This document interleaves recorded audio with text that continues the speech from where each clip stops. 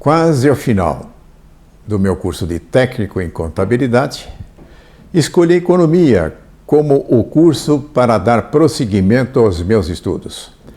Mas dois colegas do mesmo curso que nós frequentávamos, de técnico em contabilidade, manifestaram interesse em fazer economia. E fomos buscar a faculdade onde isso iria acontecer, que é a Faculdade de Ciências Econômicas de São Paulo, atualmente pertencente à FECAP, Fundação Escola de Comércio Álvares Penteado. Naquela ocasião, as suas instalações eram no Largo São Francisco. Atualmente, ela pode ser encontrada também em outros pontos da cidade. E era necessário fazer o vestibular. E o vestibular era concorrido. Haviam 55 vagas e, pelos históricos de anos anteriores, haveriam pelo menos de 10 a 15 candidatos para cada vaga. E melhor seria se nós nos preparássemos no cursinho que havia na faculdade, ministrado pelos professores da própria escola. O cursinho era ministrado aos domingos. Passávamos praticamente o domingo todo na escola. E uma das coisas que nós já sabíamos que iríamos ter que superar era a dificuldade no tocante à matemática. Nós, provenientes do curso de contabilidade, não tínhamos o mesmo estudo que era realizado por aqueles candidatos que vinham do ginásio. No ginásio, o estudo da matemática era mais aprofundado. Isto significava que tínhamos que nos esforçar mais para poder superar esta dificuldade.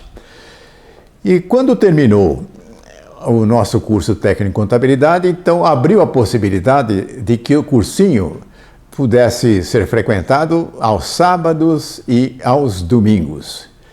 E aí, finalmente, no começo do ano seguinte, chega o momento de realizar os exames e, para minha surpresa, acabei conseguindo uma colocação que eu não esperava. Entre os 55 que foram classificados, eu estava em 8º lugar.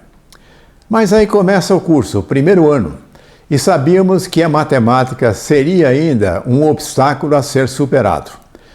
E na matemática do primeiro ano estudava-se derivadas. O professor era um bom professor, ele indicou um excelente livro que permitiu que nós aprofundássemos o nosso estudo. E não houve maiores dificuldades para superarmos nos exames, tirando uma boa nota e irmos para o segundo ano, já que em todas as outras matérias também havíamos sido bem-sucedidos. No segundo ano começa a nossa dificuldade com a matemática de uma forma efetiva. Aí estudava-se nessa ocasião cálculo integral. O professor, aquilo que eu recordo de uma forma muito interessante, era um verdadeiro artista com o giz. Usando o giz em várias cores, no quadro negro, ele apresentava os exercícios do cálculo integral de uma forma muito bonita. Num dado momento, perguntamos ao professor se ele iria indicar o livro, aquele que ele estava utilizando, para tirar os exercícios que ele colocava lá no quadro negro. Ele disse que não inseria esse livro porque o livro estava esgotado. Os autores Decour e Nadruz, da editora Melhoramentos. E, portanto, não era possível usar esse livro, estava esgotado. E ele indicou outros livros que nós podíamos comprar. Nós compramos esses outros livros. Entretanto, percebemos que o estudo desses outros livros não havia um entrosamento muito claro com aquilo que ele vinha apresentando, com os exercícios que ele vinha retirando daquele livro esgotado. Aí chega o exame no meio do ano, a nota foi baixíssima. E ao final do ano, o que acontece? Não passamos, fomos para a segunda época. E o que acontece? Logo no ano seguinte, havia os exames daqueles que ficaram em segunda época. E, novamente, não conseguimos passar, nem eu, nem os meus dois amigos, e haviam outros também na mesma situação. E o que acontece? Nós ficamos em dependência. Dependência significava o seguinte: nós íamos para o terceiro ano, porém com uma matéria pendurada do segundo ano, que teríamos que passar no exame quando fosse feito o exame. Aí chega o momento de fazermos o exame novamente da matemática E lembrando que já tínhamos concluído o exame de todas as matérias do terceiro ano e sendo bem sucedido em todas elas. No terceiro ano não havia matemática. E aí chega o exame e o que acontece? Não fomos aprovados e fomos para a segunda época da dependência. Isso é algo extremo. Significava que se caso não passássemos nesse exame, iríamos ter que repetir todo o terceiro ano, ainda que tivéssemos passado em todas as matérias.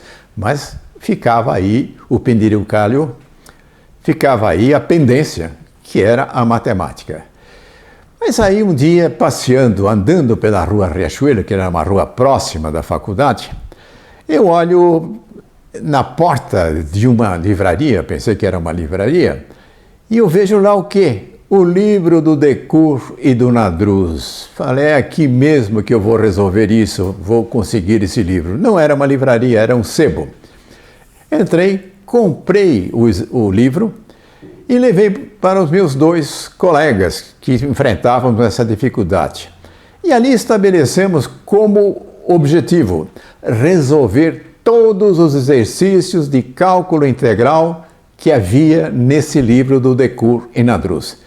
E assim fizemos. Passamos muitas e muitas noites, muitas vezes fim de semana, sábado e domingo, quase o dia todo, resolvendo os cálculos constantes desse livro. Aí chega às vésperas do exame que seria realizado, que seria o exame definitivo, que se não passássemos, iríamos ter que retornar para o terceiro ano, ainda que tivéssemos vencido todas as matérias do terceiro ano. E na véspera desse exame ainda passamos a madrugada, estudamos, e fomos para as nossas respectivas casas dormir, porque o exame seria feito à noite. Aí chega a noite e vamos fazer o exame. Aparentemente, a sensação foi de que teríamos sido bem-sucedidos no exame, mas tínhamos que aguardar alguns dias para saber o resultado. Aí chega o dia de ver, vamos lá no mural da faculdade, havia a lista com os resultados, surpresa! Havíamos passado eu e os meus 2 colegas. E uma coisa inusitada, eu passei com a maior nota de matemática de todos que tinham passado por esse curso. Eu passei com a nota 10. Isto significa que a grande dificuldade não era propriamente a matemática, mas foi o recurso que o professor se utilizava. Ele utilizava para retirar os exercícios de um livro esgotado. E é bom lembrar o seguinte, no cálculo integral é necessário pegar o exercício e colocar numa determinada formatação. E que não era possível nós conciliarmos isso usando outros livros. Mas de posse do livro esgotado que eu comprei no sebo, nós conseguimos fazer isso. Isso significa o seguinte, que qualquer exercício daquele livro que fosse escolhido pelo professor, seríamos bem-sucedidos. Fica aí então, portanto, o registro, a grande dificuldade enfrentada com o cálculo integral, graças à impossibilidade de termos acesso a um livro esgotado que, de uma forma milagrosa, um dia eu encontrei exposto na porta de um sebo na rua Riachuelo.